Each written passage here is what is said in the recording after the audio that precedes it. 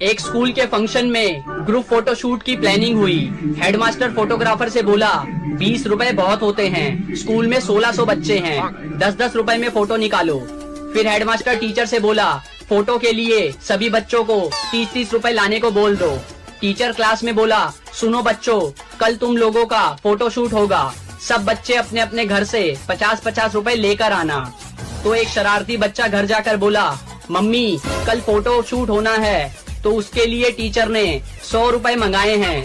माँ बोली 100 रुपए, खुली लूट मचा रखी है इन लोगों ने, फिर हमारे पैसों से ये सब ऐश करेंगे। रुक बेटा, मैं तेरे पापा से लेकर देती हूँ। माँ पापा से बोली अरे सुनते हो, बच्चों के स्कूल में फोटो के लिए 200 रुपए मांगे हैं।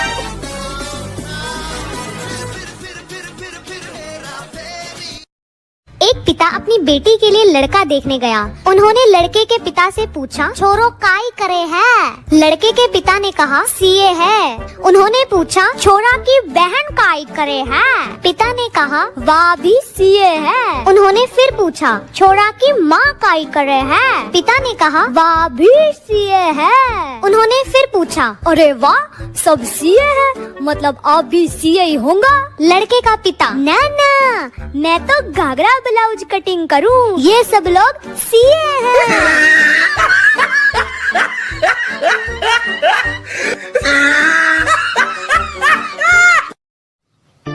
एक कमरे में 5 दोस्त रहते थे।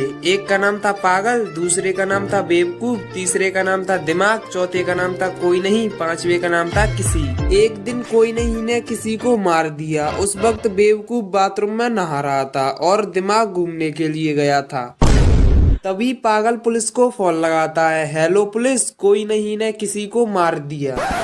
तभी पुलिस वाला बोला पागल है क्या? तो पागल बोला हाँ मैं पागल हूँ सर। तो पुलिस वाला बोला अरे बेवकूफ है क्या?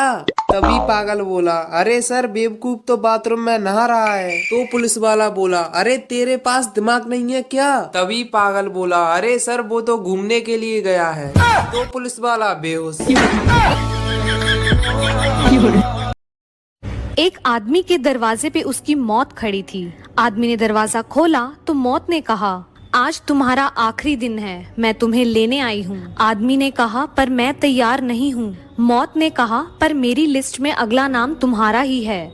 आदमी ने कहा ठीक है, तुम इतने बैठो, क्यों ना मुझे ले जाने से पहले मैं तुम्हारे लिए कुछ खाने पीने के लिए लेकर आऊं? उसकी मौत ने कहा क्यों नहीं। फिर आदमी गया और उसके खाने में नींद की गोली मिलाकर उसके लिए खाना ले आया। मौत ने खाना खाया और फिर गहरी नींद में सो गई। फिर आदमी ने फटाफट मौत की लिस्ट में से अपना नाम सबसे ऊपर से हटाकर सबसे नीचे लिख दिया। जब मौत नींद से उठी तो उसने आदमी को कहा मैं तुम्हारे इस दयालु स्वभाव से बहुत प्रसन्न हुई। चिंता मत करो बालक, अब लिस्ट की शुरुआत ऊपर से नहीं नीचे से होगी।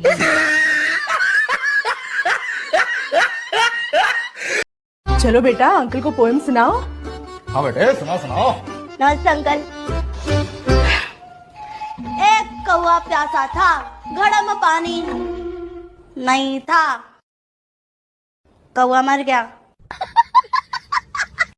गूगल से किसी ने पूछा अगर अचानक से भगवान सामने आ जाए तो क्या करना चाहिए? गूगल अगर अचानक से भगवान सामने आ जाए तो तुरंत ऐसे खुश नहीं होने का, पहले कंफर्म करने का कि वह हमारे पास आए हैं या हम उनके पास गए।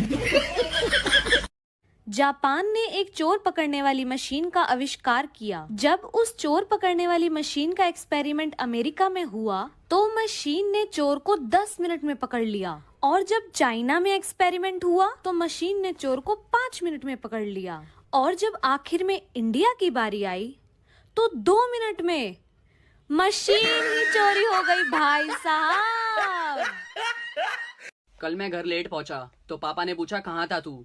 मैंने बोला दोस्त के घर था। तो पापा ने मेरे ही सामने मेरे 10 दोस्तों को कॉल कर दी। उनमें से 4 दोस्तों ने कहा हाँ अंकल वो यहीं था। 3 दोस्तों ने कहा कि हाँ अंकल वो अभी अभी गया है। 2 दोस्तों ने कहा अंकल वो हमारे साथ ही है, पढ़ाई कर रहा है, कहो तो फोन दूं उसे। और एक दोस्त ने तो सारी हदें ही पार कर दी, मेरी ही आवाज में बोला हाँ पापा बताओ क्या हुआ। कमीने दोस्त। एक बार एक व्यक्ति हाथ में एक किताब लिए उसे बेचने के लिए खड़ा था। फिर एक पढ़ाकू लड़की आई और उसने किताब का दाम पूछा। आदमी बोला 3000 रुपए। पढ़ाकू लड़की ने पूछा, इस किताब में ऐसा क्या है जो इतनी महंगी है? आदमी बोला, ये किताब पढ़ने से बड़े बड़े व्यक्तियों की अकल ठिकाने आ गई है। पढ़ाकू लड़की ने किताब खरीद ली। वह आदमी बोला, जब तक कोई मुसीबत ना आए इस किताब का आखिरी पन्ना बिल्कुल मत देखना। उस लड़की ने घर जाकर पूरी किताब पढ़ ली, लेकिन डर के कारण आखिरी पन्ना नहीं खोला। एक दिन उससे रहा नहीं गया और आखिरी पन्ना खोलकर देख ही लिया और सदमे से बेहोश हो गई। वहाँ लिखा था, मूल्य सिर्फ 70 रुपए। चाहे कितनी मर्जी किताबें पढ़ लो, लेकिन मार्केटिंग एक्सपीरियंस से ही समझ आती है। एक सेठ जरूरतमंदों की हमेशा मदद करता था। एक दिन अचानक किसी कारण सेठ का देहांत हो गया। सेठ की अर्थी को उसके परिवार वाले शमशान लेकर जा रहे थे। तभी एक आदमी ने उस अर्थी का एक पैर पकड़ लिया और बोला, मरने वाले इस सेठ ने मुझसे 2 लाख रुपए कर्ज लिए थे, इसलिए पहले मेरे पैसे दो, फिर मैं इसके अर्थी को शमशान ले जाने दूंगा। तमाम लोग यह तमाशा देख रहे थे। तभी सेठ के दोनों बेटों ने कहा, हम तुम्हारा कर्ज नहीं देंगे, पिताजी का कर्जा पिताजी जाने। सेठ की अर्थी को रुके हुए बहुत देर हो चुकी थी। तभी यह बात सेठ के बेटी तक पहुंच गई। उसकी बेटी भागी भागी अपने पिता के अर्थी के पास आई और उसके पास जितने भी पैसे और गहने थी सब आदमी के सामने रख दी और बोली, तुम यह सब रख लो और इनके अर्थी को जाने दो। आदमी बोला, बेटी यह सब अपने पास रखो, दरअसल मैं यहाँ 2 लाख रुपए लेने नहीं बल्कि 2 लाख रुपए देने आया हूँ, जो मैंने सेठ जी से 2 साल पहले उधार लिए थे। मैंने यह सब नाटक इसलिए किया ताकि यह पैसा उस व्यक्ति को मिले जो सेठ जी को वास्तव में प्यार करता था।